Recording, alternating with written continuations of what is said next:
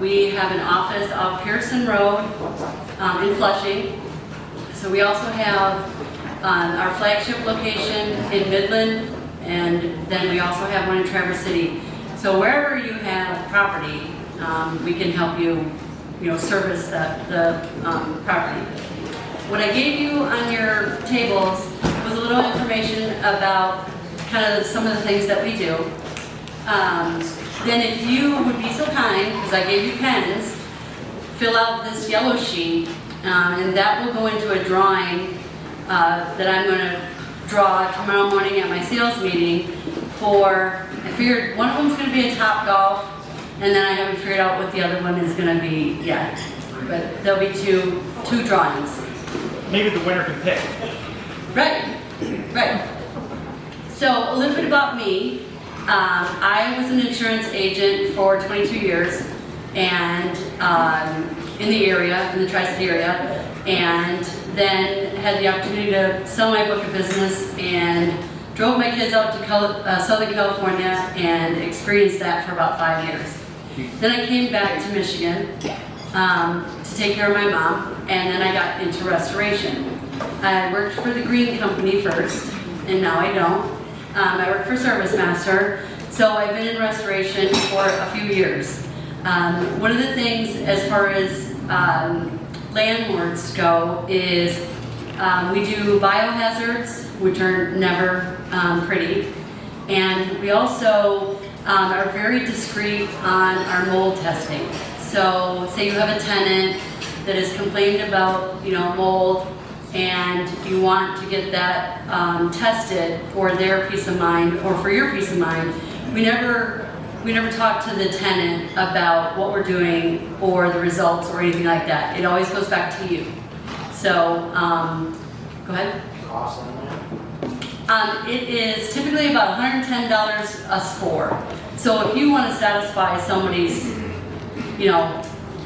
say they're just, thinking that they have mold and you're not sure, you can have one score done, and that just gets sent in and then sent back, and then the results are given to you and only you.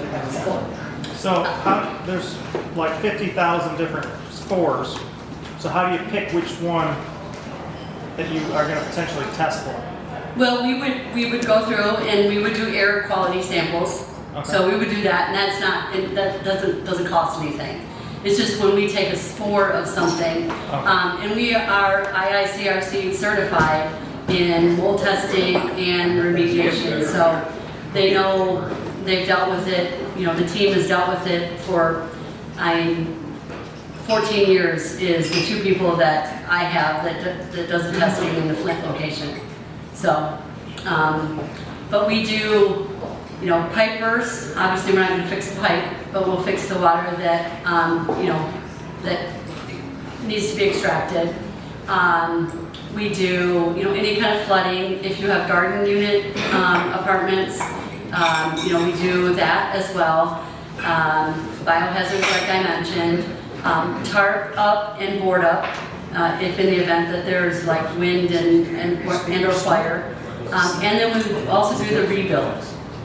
So we are step one to the ending step to bring you back whole again and get you creating rents again. So you mentioned the garden apartments. Do you do like foundation leak repairs?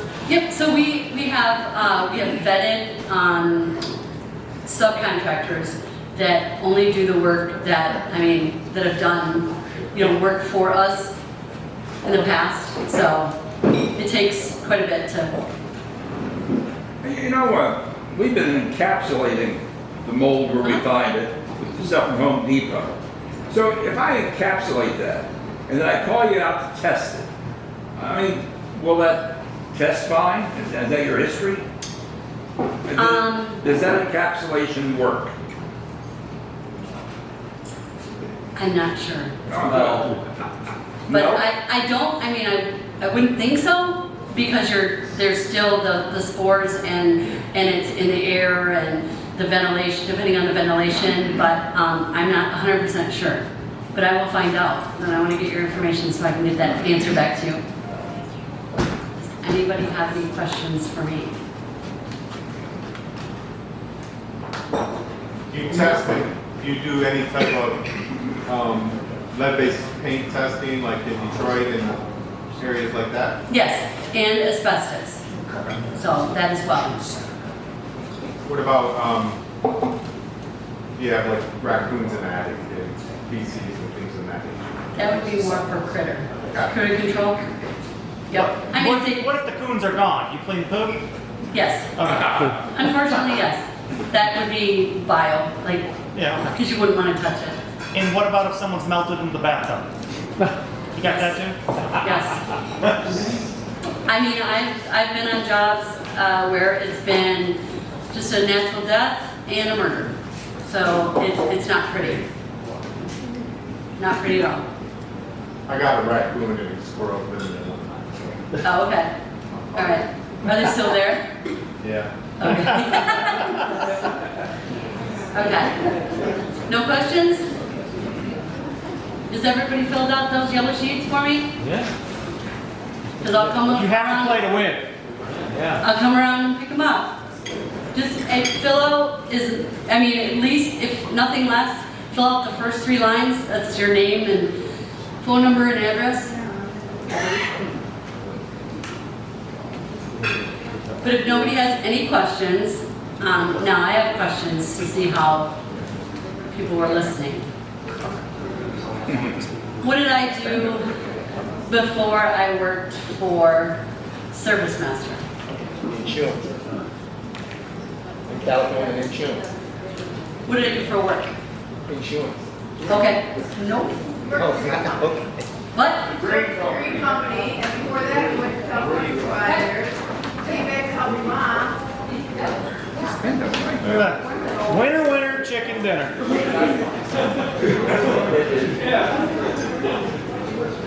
You kind of gave some more things away, but that's.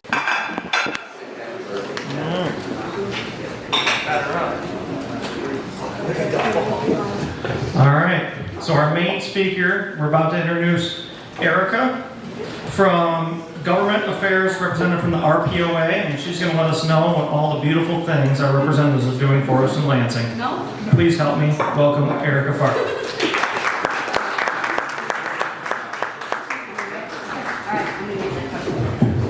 Thank you guys. Yes, I'm Erica Farley, and I actually have 2 roles for rental property owners. I am the executive director for the Rental Property Owners Association of Michigan, which represents all of you and several other associate groups throughout the state of Michigan. And I also do governmental affairs and external affairs specifically for the Kent County Association. So I do both of those. Before I get started, I should tell everybody I'm actually from Saginaw. So I work in Lansing, and I go to Grand Rapids, and I live in Howell. But this area is my home, born and raised, and then I went to Michigan State and seemed to stay there. I met my husband and never left. So I appreciate you guys all coming out and the support that you guys are giving. I think everyone is fully aware that housing policy has come to the forefront on the state, the local, and even on the federal level. The state of Michigan, MSHA is saying that we are short 190,000 housing units. Some people are saying that that's really low. So everybody is really worried about affordability and safety, and a lot of that has become a major issue because the makeup of the Michigan legislature has changed. The Republicans carried large majorities for a long time. The last time the Democrats had majority in the Michigan Senate was in 1984. So this was a big win for them when they got the State House, the State Senate, and then of course the Governor's office, the Attorney General's office, and the Secretary of State's office. That happened because the districts, the legislative districts, including our determination on someone's housing based on some nebulous out there, said no, we need to make sure that there are these guidelines. We also, one of the bills that's going to be up is and there's a lot of realtors and the property owners associations, et cetera, that are the management companies that are in support of this bill, which is you can't ask about if somebody has an expunged conviction. They're doing that because a lot of the marijuana, the low-level marijuana convictions have been expunged within the last 18 months, so that's one of the big things that they're talking about. But we have a lot. And there is a housing subcommittee both in the House and the Senate. They are doing a lot of work. Both those chairs have said, we're gonna take up bills. Even if they don't get taken up on the House and the Senate floor, they're gonna be taken up. And the reason that it makes people like me nervous is because once something is on the floor, they can move it at any time. Because deals get cut all the time. So, one of the reasons I'm telling you that is, what does that mean for you? That means the more active that you guys become, the more that you're aware, the better. We just had a lobby day in Lansing 3 weeks ago. You were there? It was great. We had a ton of rental property owners there, and we were able to, especially at our lunch, talk to some staff and to legislators who make these decisions. So, involvement like that, making sure that you are, if you have any questions or anything comes up, getting in touch with your legislators and voicing your concerns, talking about those things. I send out a report every month that talks about the legislation that's out there and the concerns that the industry may have on those things. And so contacting your local legislators here in Genesee County is very important because the majority of those elected in Genesee County are from the majority Democrat party in Lansing. So their votes really mean something. So I can go through 50 bills if you want, but I don't think you guys want me to do that and stand up here on my. And all your legislatures are in the newsletter. Yep. Like if you don't know how to find their phone numbers, they're all on our newsletter. And you can always go to the MichiganLegislature.org and look up your legislator, and you can contact them by email or by phone call. And you guys have a right to talk to your legislator. If you want to talk directly to your legislator, you have the right to talk to them and not just the person who answers the phone. Keep that in mind when you talk to the office. But the more, having come from that world, having been a staffer for a long time, and have been a chief of staff in the Michigan Senate, the more noise there is, the more they listen. That's just the reality of the situation. The squeaky wheel gets the oil. And those tenant right associations are all over the place. Did everybody hear about the rent is too damn high rally? Yes. So in Lansing at the beginning of September, they had a rally in front of the state capitol. Rent is too damn high. So that was a big deal. They see those people out there. So the louder your voices are, that's important. So that's really what's happening in Lansing, and I'm sure that you guys know on your local level, in Flint and these other areas of Genesee County, those local electeds are also looking at housing policy when it comes to inspections, and lead is still an issue and mold is still an issue, and that is a revenue generating thing for local forms of government. So that, those are also things to keep awareness of. So we're going to continue to work. I work with my colleague Tabitha Zimney, who is the lobbyist that we contract with at Kerwin Associates in Lansing. As I said, they're keeping us busy, and they are going to next year too. The election year is extremely important, and a lot of things are going to hinge on that next fall. So we'll see how that moves forward. But if I can answer any questions, again, I can talk specifically about bills all night. I love talking about it. My kids want to kill me. But thankfully they're off in college now. They don't have to hear it all the time. They've abandoned mommy this year. I have twins, and everybody took off for college this fall. But I am happy to answer any questions for you guys. What's the one thing that they're working on right now that concerns you the most? And that should concern us? So, one of the things that is going to be done, I'm not saying this is concerning. We've made, it may be, but we've made some changes to legislation. It's referred to the source of income bill. That means everyone has to consider Section 8, is considered Section 8 housing or take vouchers or anything from nonprofits. You cannot refuse any of those people. You have to consider every single source of income. I'm going to tell you that's going. We have made amendments to that, but that's going to go. The governor's going to sign that, and that'll probably be done before the end of the year.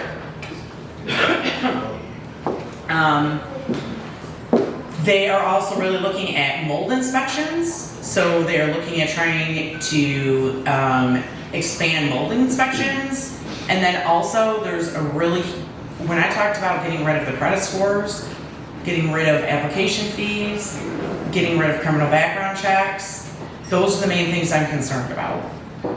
And you should be concerned about.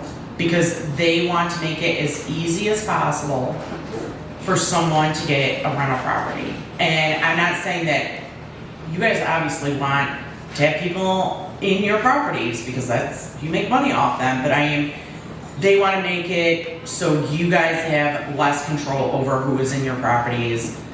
You guys should be concerned about that. That's the main thing that I'm concerned about in Lansing right now. Those type of laws that she's discussing right now have resulted in other municipalities throughout the country. I'm sorry, can you say it again?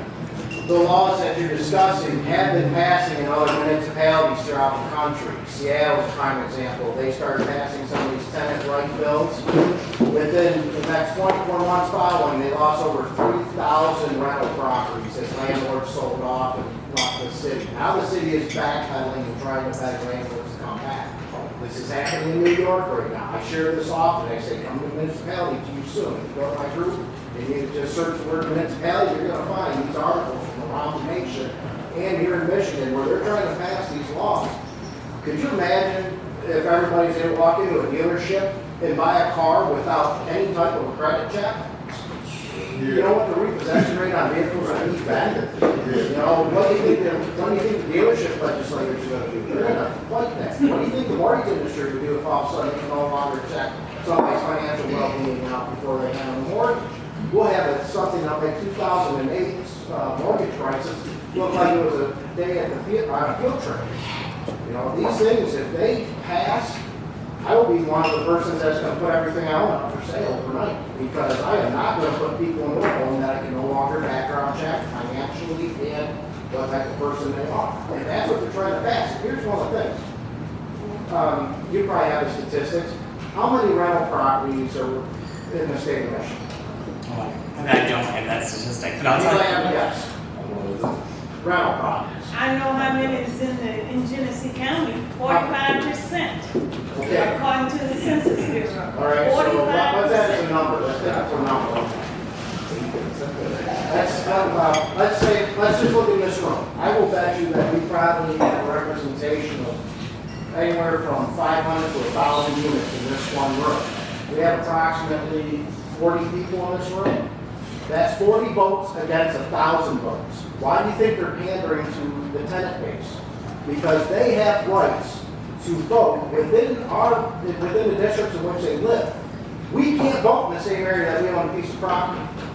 So therefore, they can pass the next village in that district that impacts us. We have to pay it through the property tax, but we have no say in it. And that's what's taking place. These tenants outnumber us probably 10, maybe 100 to 1.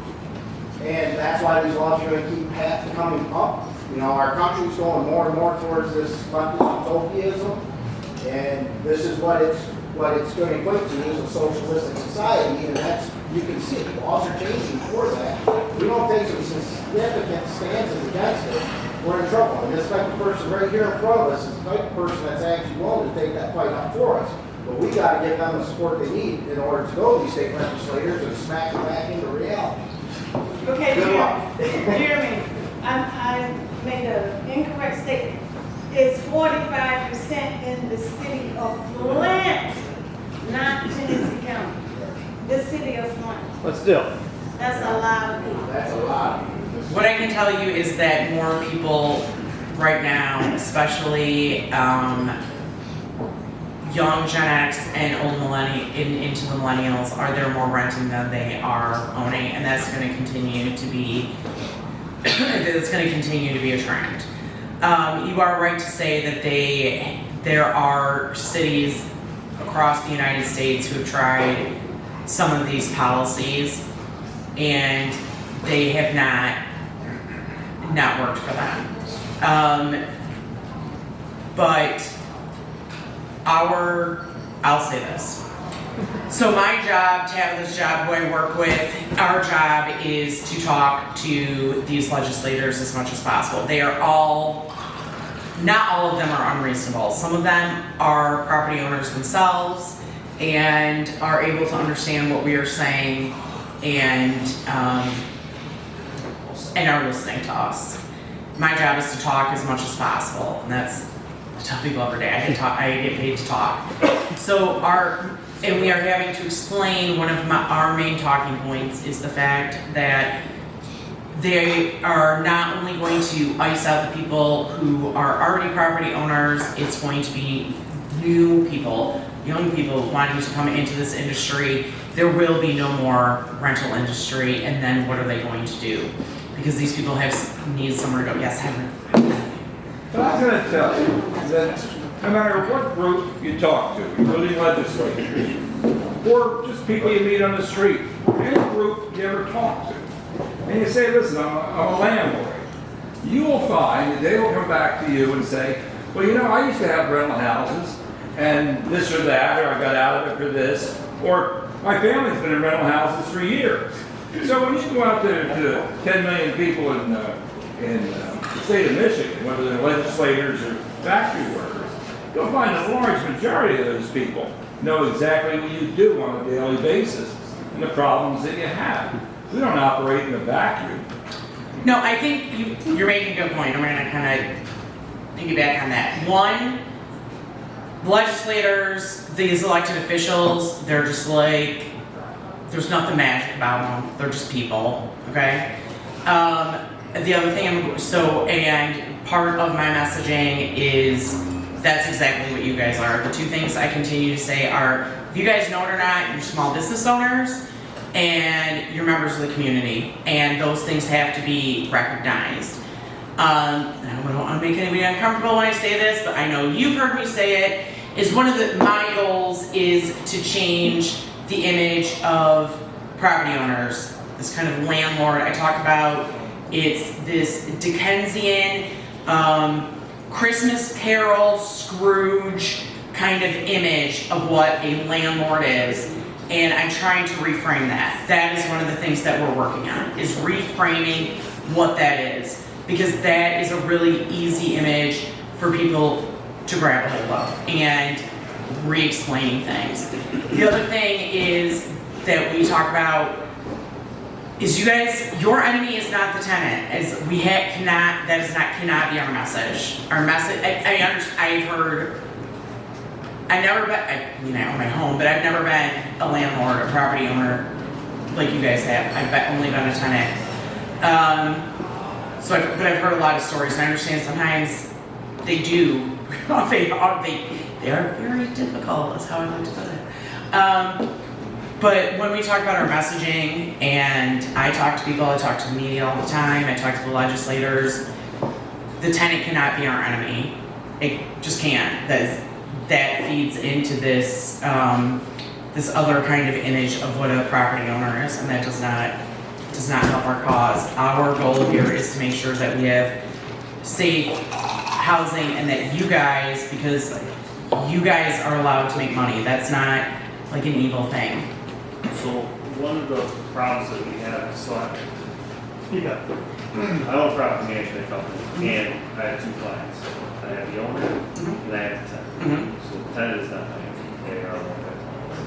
So the issue that we have is a lot of the things, and I'm speaking for myself, not anybody else. I would be happy to accept every single Section 8 leasing program if you would allow me to collect on it. I just booted one out because she created almost $12,000 worth of damage in the house, and then she wanted to pay her rent, but she didn't want to pay the bill to fix the house up. in that instance, every single person here is going backwards on the numbers. And this is the problem that we have with the tenant that's not supposed to be our enemy in the heavy lifting district, which the left side of life is shoving down our throat in that particular area because they feel like they're getting beat up so bad. And it's not every single tenant. It's the few that have made it very hard for them. So during the COVID time, when we had the issues with the judges and things, we couldn't do anything with them. I personally lost 140 grand on people that just decided not to pay, and the judges would not put them out because our lovely governor decided to tell them not to pay the rent. We'll take care of it for you, don't pay your rent. So in that vegetable soup of life that you're dealing with, us on one side, them on the other, what is our best way besides, hey, pick up the phone and call the guy that's not going to listen to you and not going to do anything for you because he hasn't for the last 10 years? What is our way that we're supposed to get across? And are we supposed to just do what he says and pick up and leave Flint and let you guys deal with the mess? Or are we supposed to continue to bring investors in that are actually making a difference and making it look better? Okay, so I understand that it can be frustrating to talk to elected officials, but you guys have to talk together with one voice. And that's what I'm trying to do for you in Lansing. But you guys need to do that here with your elected officials. You should invite your state representatives and your state senators here to talk to you and have them answer questions for you. So Terry and that young man right there used to do that stuff, correct? Right. Will they come anymore? I think they will. Have we invited them? Yeah. Because I'm on the board also. Okay, then you should invite them. Are we inviting them? We invited our judge, he didn't come. Yeah, half the officials won't come. When we Okay, do first of all, judges aren't gonna wanna come talk to you. Right. Okay? Judges are different. And I understand some of them are elected. I get that. Judges, they are in a different kind of category because they deal with the judicial system. They're probably not gonna I'm not surprised a judge doesn't wanna come address you guys. I have a meeting with the State Court Administrative Office to talk about the new rules tomorrow at 3 o'clock. So you will see that in my next report. I'm not surprised the judges don't want to talk to you. Some will. We Okay. have judges come and talk. Okay. Most. But yes, invite your state rep, invite your state senator, or my other thing is to call your state rep and call your state senator and have to help you with it, is for a group of you, more than one or two of you, to call their office and make an appointment and show up at their door. And I understand that is going out of your way. I understand that is going to Lansing. But one of the ways that they listen is when the voice is big and the voice is louder, and it is very easy for them to be like, whatever, when they consider people apathetic. And if your voice doesn't get out of this room, your voice, because when they talk to me, we talk about policy and I explain it and I have my influence. But you guys are the experts and you guys are on the ground and you are the real people to do it. The more that you guys interface with these people and interface with them as a group, the more influence you're gonna have. That is just the way it is. But that takes effort. That takes a lot of effort. But right now, what is happening on the local level, what is happening on the state level, is gonna take a lot of effort. And things were really awful for the industry during COVID and during the shutdown. Because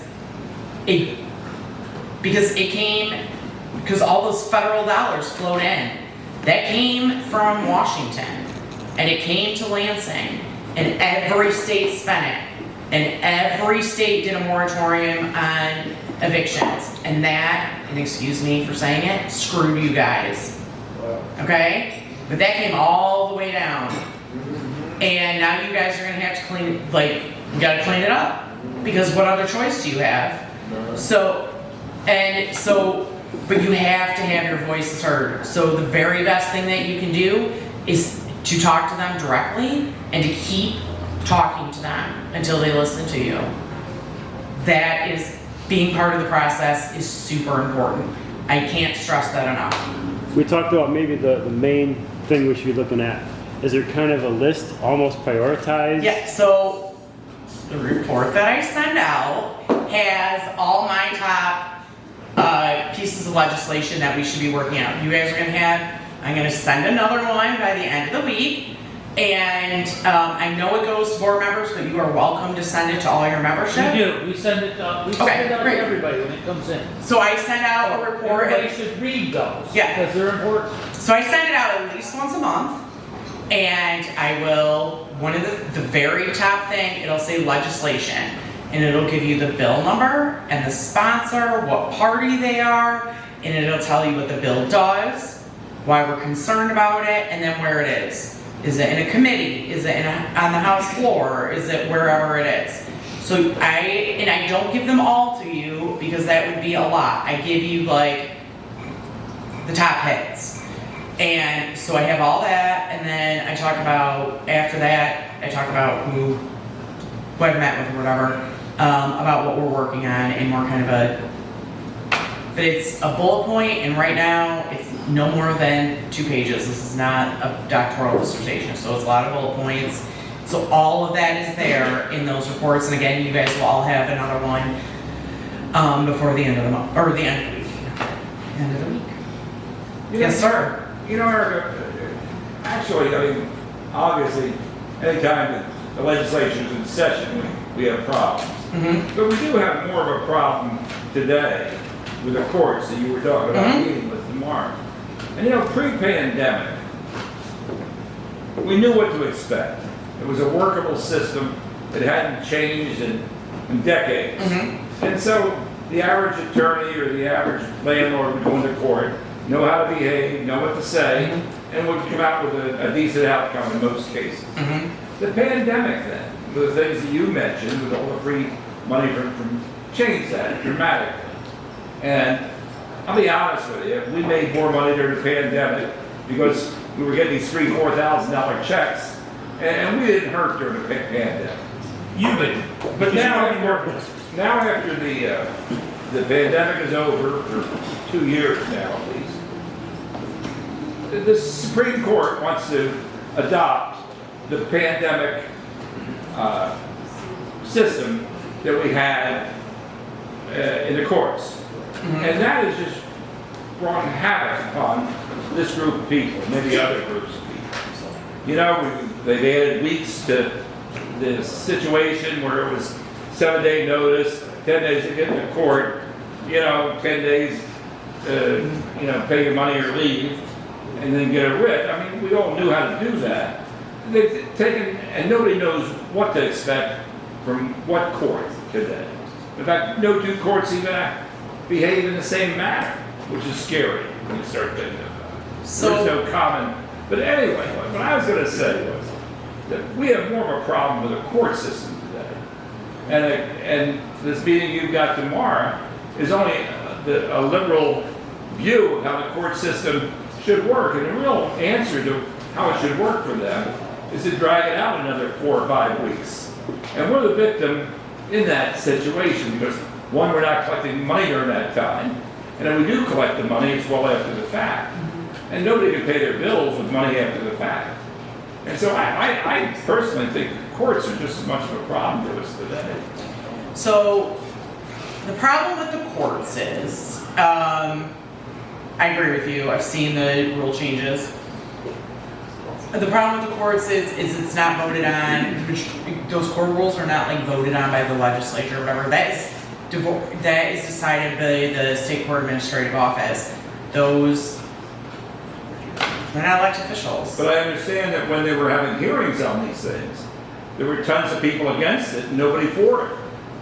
For the changes? Yeah, for the changes. So they've been considering these changes for a while. This is something that they've been wanting to do. So they get to make They get to make those decisions. I wish I had like some like magic bullet for you. So we're gonna go in. I guess the other thing I should have told you guys is I started with the Rental Property Owners Association of Michigan. I started with all of you all in May. And there was a gap. Clay Powell was the person who had the position before me, and there was about 6 months where there was no one in my position, and I'll be super honest with you, it put us behind the 8 ball on some stuff. Including things like, this is why I bring this up, including things like the court rules. So there are some things that I am, and Tabitha and I are working on trying to go back and see if we can clean up as much as possible, and that's one of those things.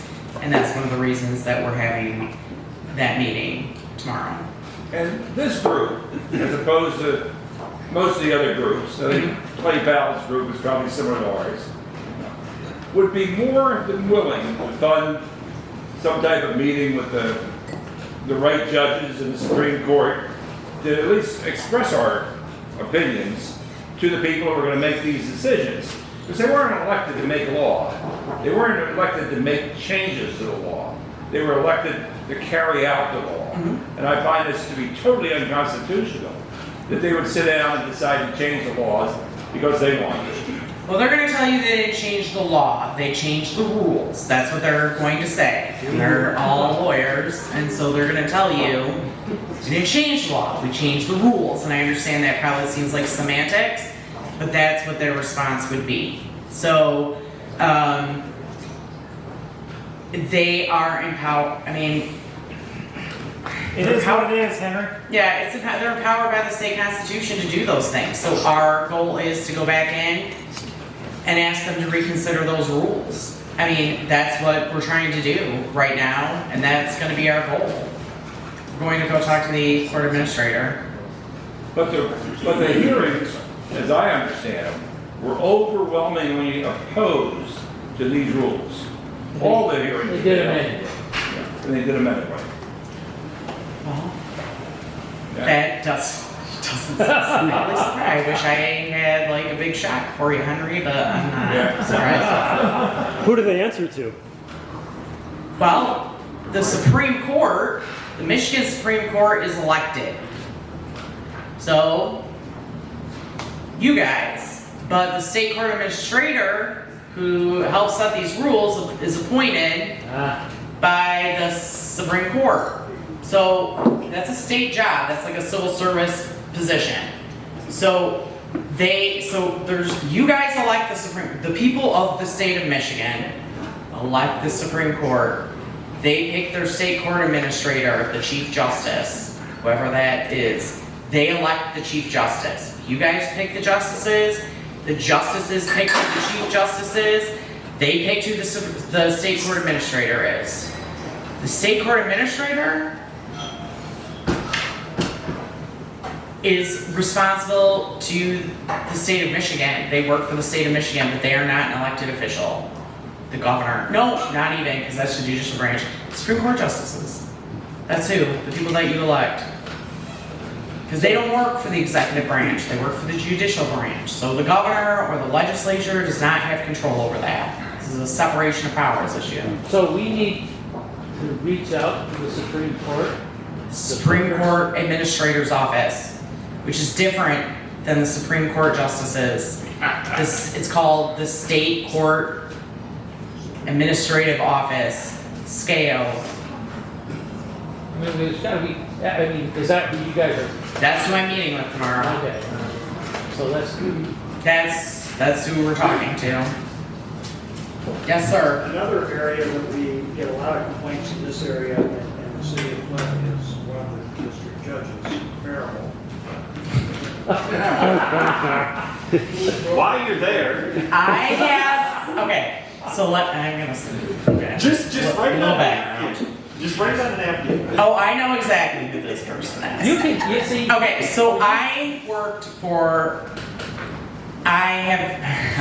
in and around Genesee County for a long time for state elected officials. I know that I was working as a staffer getting complaints. Jared? Yeah. Has anybody talked to the county commissioners about the judge? Okay. So, house. We have talked to one of the state senators Who did you talk to? a long time ago. Do you remember what their name was? I do. Can you tell me? I can't. Share with me. Who was fell out of favor. Oh, I know John Gleason. Don't you worry, But sir. he talked to the Supreme Court administrator for a long time and said nothing better because they're afraid. Just tell me. So all I can, you can make a complaint to the Judicial Tenure Commission. You can make a complaint to the governor's office. You can make a complaint to the Michigan Bar Association, because judges still have to be lawyers, FYI. So you can do that, and again, the louder the noise, the more of a response that you would get. I can't give you a silver bullet. I'm not God, but that's your best course of action. We were told lastly. Oh, I thought you were about to tell me, we told you, you are God. We were told that only the Supreme Court could remove this. So the guy. Judicial Tenure Commission is The under Judicial that. Tenure Commission could only recommend that he be removed. So, Yeah, so the governor has the ability to remove, they have the constitutional authority to remove a judge. but what's the chance of getting the governor to do something for Genesee County? Oh, well, what? Genesee County votes Democratic. She should be doing all kinds of stuff for Genesee County. It's right down the I-75 corridor. I could go into all that for hours, but she has the ability to do that. The question is anyone going to remove Judge Maribel from office in an election year? Probably not. Can't vote. We've been working on this for a long time. Oh, I know. I've been hearing this gentleman's name for quite a while. What was your point on the county commissioner you were making? Just because this is another voice and to put more pressure, because if you can explain that this is happening, then your goal would be to get their support, to contact. They represent you. This is your local district court, to get support from them, to explain what's happening, and have them get in contact with the Judicial Tenure Commission. They represent the county. You guys live here. That may be the case, but once again, we're screaming in the trees.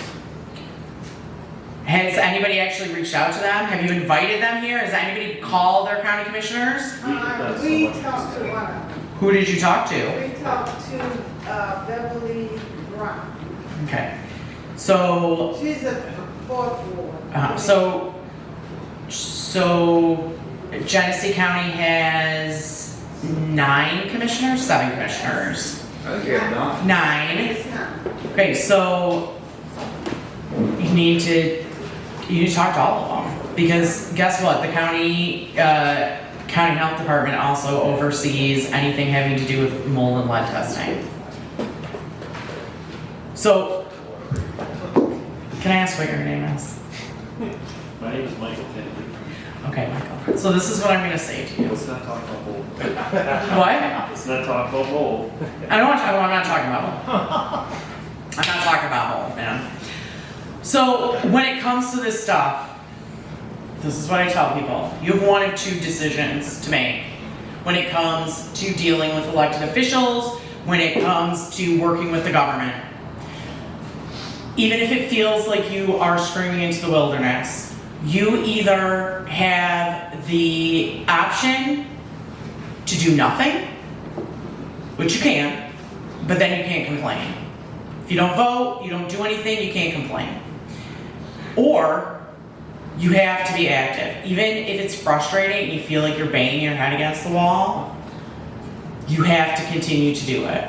This is not Burger King. You're not going to get it your way. You need to do the work to get this done.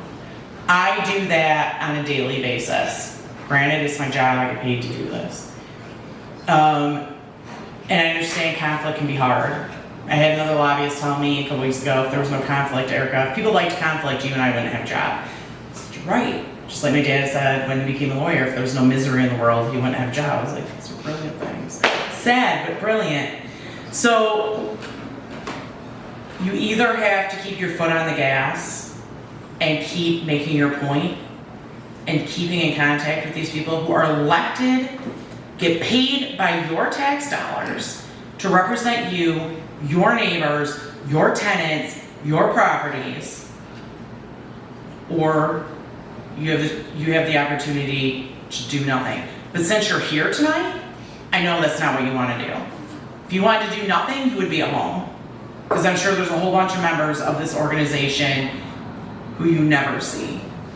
Or a lot of property owners who aren't a member of the organization because they don't want to do anything.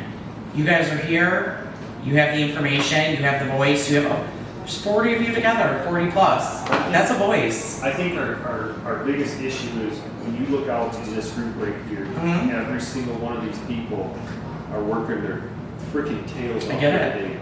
So, the bottom line is the association is doing what it's trying to do, and it's bringing everybody like you here and stuff. That's why one of the biggest things I think is, to have you come and tell us what those important things are, because what a chunk of us have decided to do is let our lawyers use our cases to show that judge broke the law, and in our case, and then took that, and that lawyer got removed from his courtroom. So now that removed me from his courtroom. It's a bunch of other people.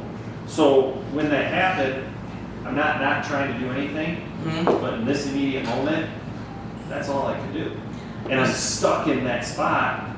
And when you see these people, that's what a lot of people are So do you feel like if you had to tell me what your major complaint, if you had to pick one thing that takes you off more than anything, if it's the policy, if it's Judge Marable, if it's whatever, what is that thing? I think it's the landlord getting taken advantage of. Okay, you gotta be more specific. In what way? Tenants not taking responsibility. They're pushing responsibility off the tenant onto the landlord and not making the tenant responsible for what. Okay, I'm just gonna keep pushing you to, I'm gonna break this down for you. In what way? Perfect example. For what? I have a tenant right now that has paid me 3 months rent and is wringing it out on first thing is everything was busted. We went in and fixed it. We got it all fixed. He busted it. 3 times we went back to the judge in that merry-go-round. Finally, we brought one of the building inspectors from the city of Flint in without his little badge on. The guy hadn't seen him yet. Brought him in, and he seen that it was done. And then the following week, so they caught him in the thing. So then we went through all that stuff. We went through the bug infestation. No bugs. Now we're at the lead-based paint. So now he's calling the state saying that there's lead-based paint. This tenant is from California, moved here, and is now living here rent-free because the judge tells him to put his money in escrow, which I'm very happy with, except for the fact when it comes down time to collect the escrow and everything is cleared, the judge says, we need to cut that in half. Okay, so what you're telling me is so the tenant is not taking responsibility, and when you look across the board at the majority of the complaints that every single person complains about, it ends up boiling down to if the tenant breaks something, if they're living there, they need to be responsible for and the system needs to hold them accountable for that. But because the system is so, however you want to describe it, they allow them to push through to where they don't have the responsibility. Is everyone finding that with every judge that you guys go in front of? So is your main, so you're telling, so is this? That's not from America. That's not from Marable. Okay, so is it Flint? Okay. Are people having trouble with that in other courts in the county? Davidson Court kind of was the same way. It should have been 7-day eviction. My tenant went to the local building inspector, came in, created a list, took screens out of the windows, did all kinds of things. The list ended up being 30 items long. The judge kept giving her time.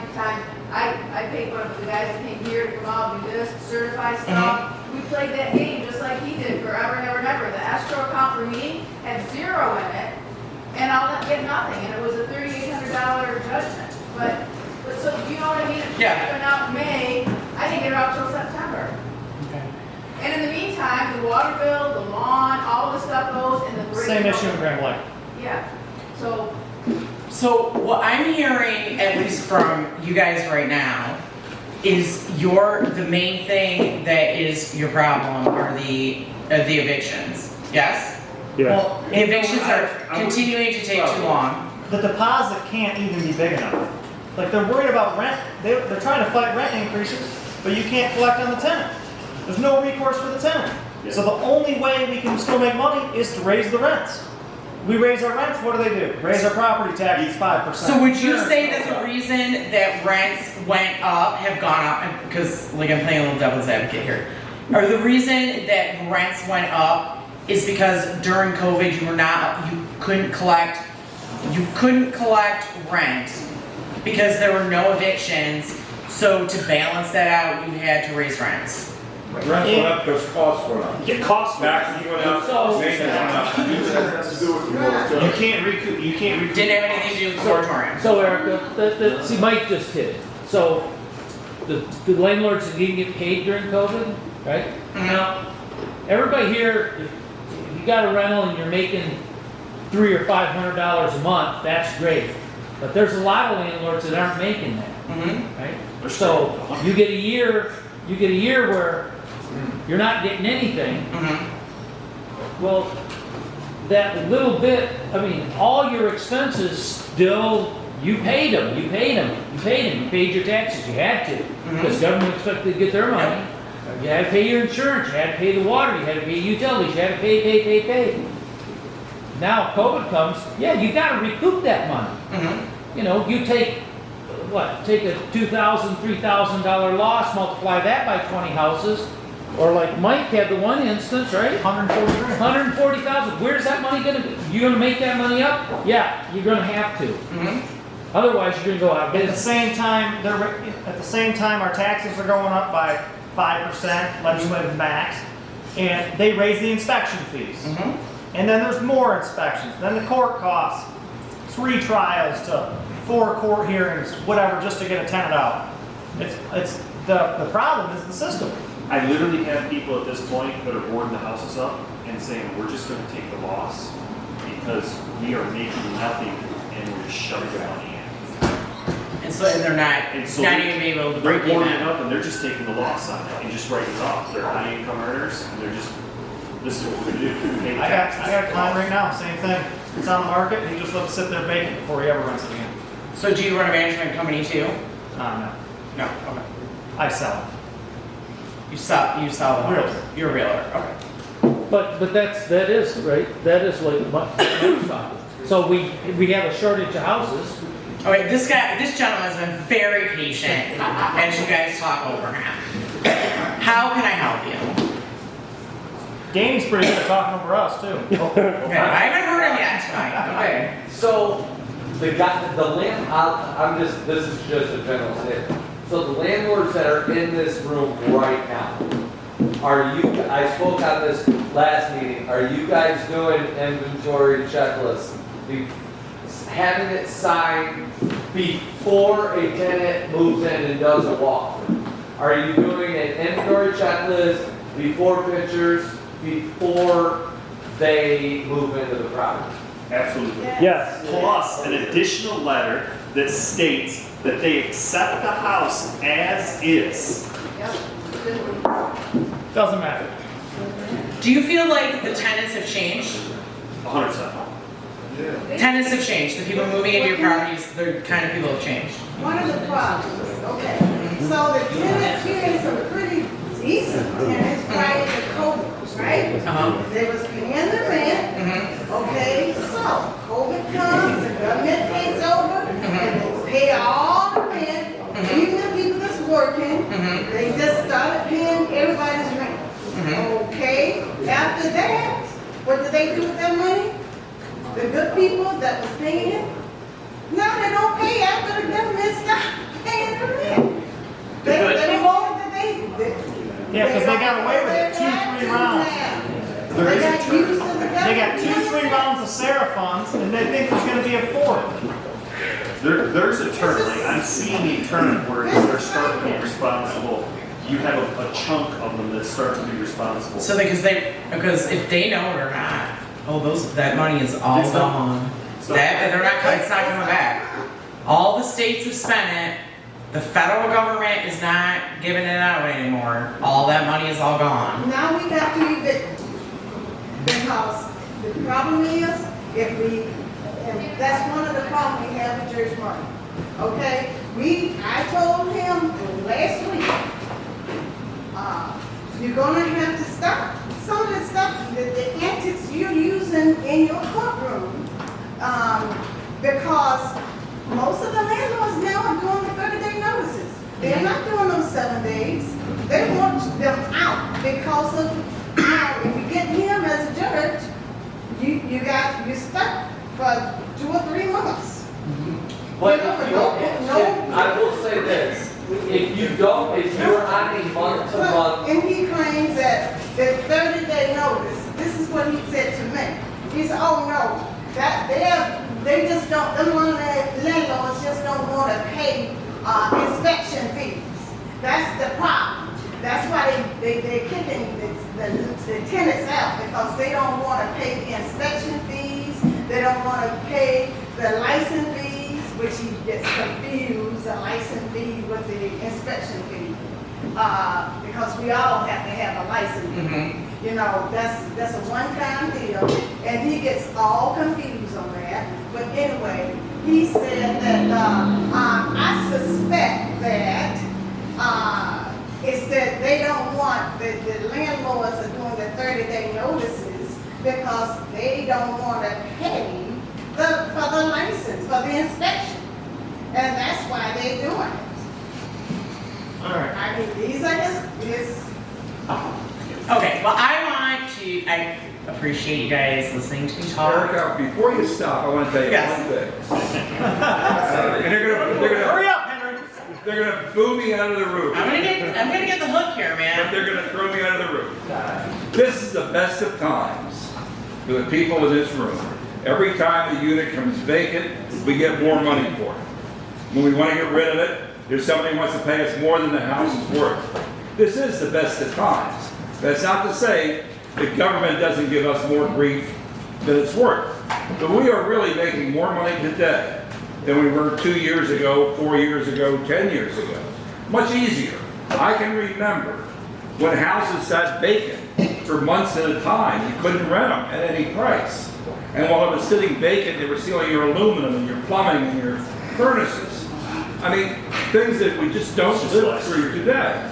That's not to say that it wouldn't be a much better world without government. I first want to say that. But these are the best of times for most of the people that we're in. Okay, well, I'm gonna let him end on that. Okay, well, thank you guys so much. I appreciate it.